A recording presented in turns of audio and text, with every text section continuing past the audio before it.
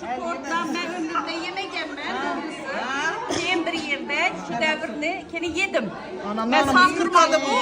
Safırma yemekleri. Şu devir kurdu nausudur bay içinde. Bir hoş mehriniz vardı. Ben yakşı gördüm şunu. Ana öyle buna gelir nanımız kırtık olmazsa olmaz. Yok.